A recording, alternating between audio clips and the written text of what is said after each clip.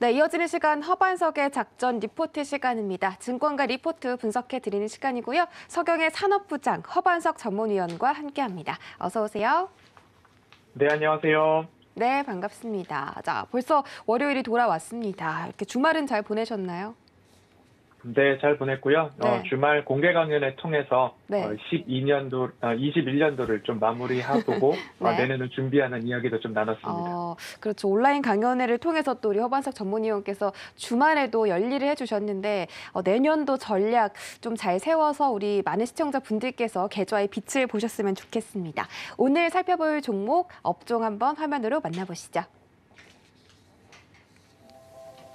네, 오늘의 업종 리포트는 건설입니다. 실보다 득이 많을 2022년이죠. 이번 연도에도 건설 업종들이 올해 초반도에는 좀 반짝 빛났는데 하반기에는 성장주가 좀 많이 돋보이면서 건설이 상대적으로 좀 주춤하는 모습을 보였습니다. 그래도 건설 업종은 대표적인 경기 민감주이자 전통주이기 때문에 이 시장의 리오프닝 관련 기대감이 상승한다면 함께 올려줄 것으로 또 보고 있는데요. 어떤 득이 있을지 먼저 건설 업종 이야기 들어볼까요? 네, 이번 주는 업종으로는 건설 업종을 선택을 했습니다. 11월 24일 발간된 키움증권 리포트를 중심으로 건설 업종 살펴볼 텐데요. 제목을 실보다는 득이 많을 22년, 내년으로 좀 정해봤습니다. 늘 산업의 방향성과 시장의 성장성이 곧 수익으로 연결된다라는 말씀을 좀 드려왔는데요. 그간 좀 살펴드린 업종을 보면 메타버스를 필두로 반도체, 통신 장비, 카메라 모듈, 지난주 OLED 디스플레이 말씀을 좀 드렸습니다. 이번 주는 건설 업종인데 이제는 내년도를 준비해야 되기 때문에 대선 불확실성이 해소되는 내년 이후를 준비할 때에 건설 업종도 관심 섹터로 살펴보셔야 된다라는 말씀을 좀 드리고요. 왜 그런가 키워드로 좀 먼저 요약을 해드리면 주택은 여전히 부족하다라고 보시면 좋을 것 같고요. 그리고 또 한 가지는 주택 공급은 그렇기 때문에 늘어날 것이다. 그리고 대선 주자들의 공통된 공약이 주택 공급 의지에 대한 부분들을 천명하고 있고 확실시 되어가고 있습니다. 또한 재개발이나 리모델링, 정비 사업이 활발히 이루어지고 있고요.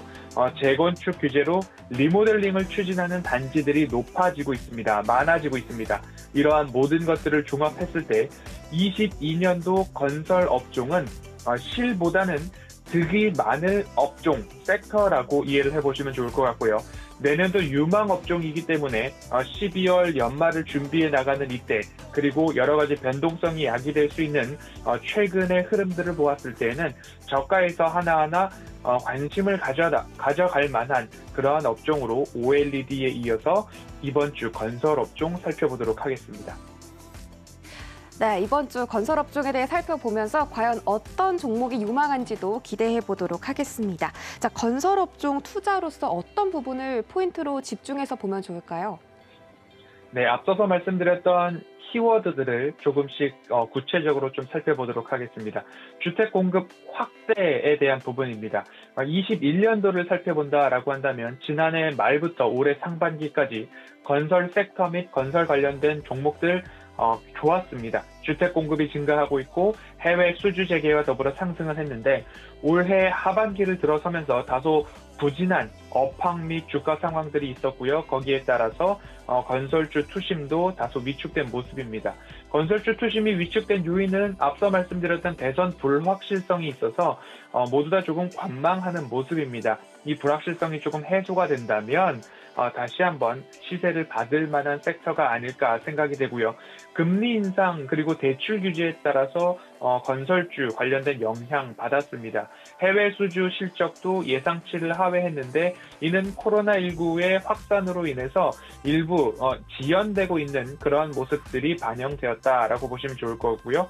거기에 맞춰서 코스피까지도 약세 흐름들을 조금 보여줘 왔기 때문에 전반적으로 21년도는 상고하저의 흐름들을 좀 보였다라고 보실 수 있을 것 같고요.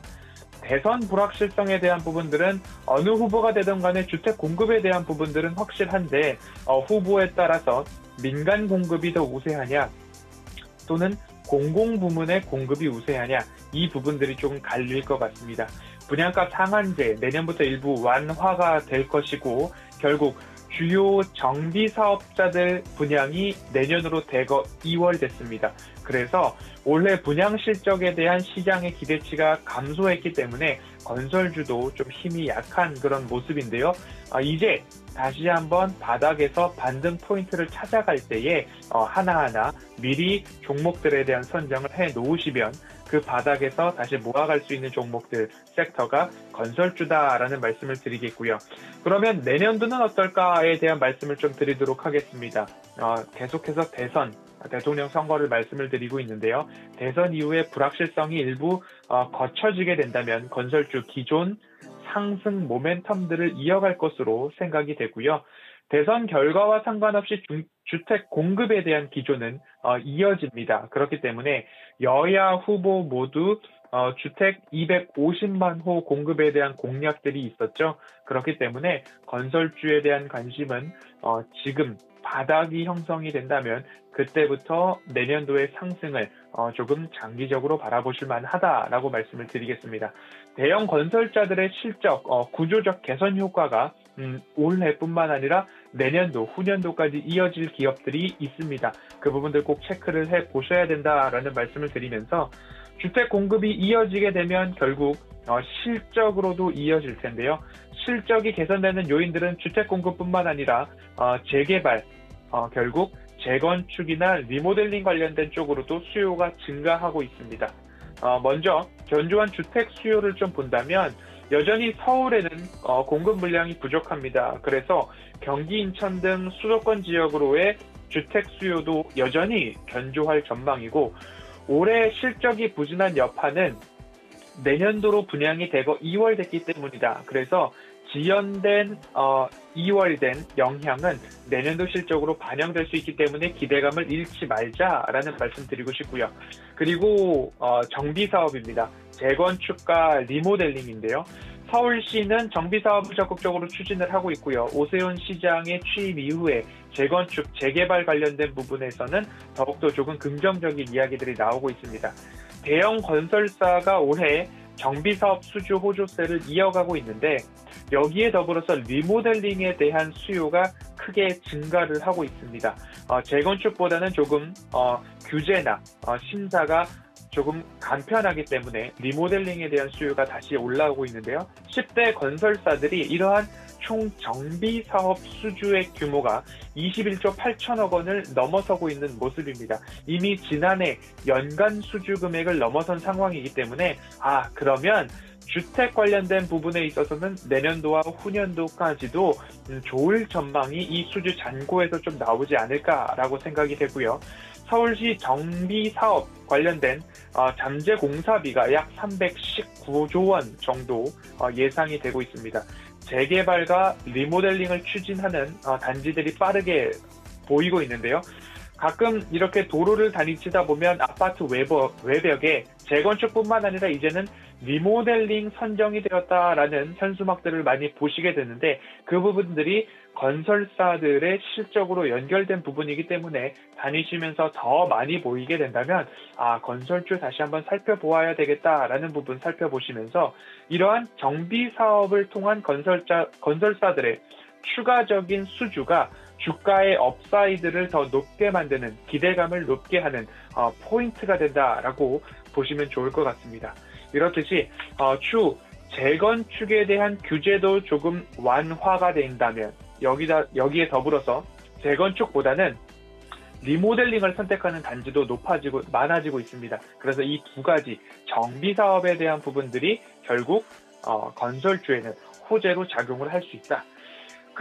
이 정비 사업, 재건축과 리모델링에 대한 부분들을 한번 말씀을 드리면요. 재건축은 용적률에 따라서 기부 체납을 해야 되고 초과이익 환수도 적용이 됩니다. 하지만 리모델링 같은 경우에는 초과이익 환수나 기부 체납에 대한 부분들이 해당이 없기 때문에 이를 조금 더 선호하는 단지들이 늘어나고 있지 않나 생각이 됩니다.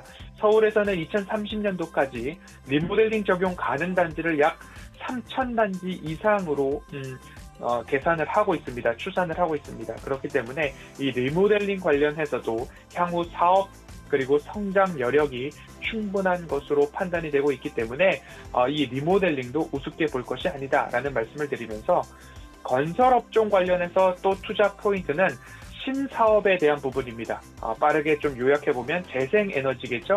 SMR, 해상풍력, 수소, 암모니아, 이산화탄소 포집, 수처리 사업 관련해서도 해외 수주를 받고 있는 기업들이 있기 때문에 이러한 건설업종을 총망라했을 때에는 내년도 실보다는 득이 많을 업종이 건설업종이다라고 해서 이번 주 섹터를 선정해 보았고요.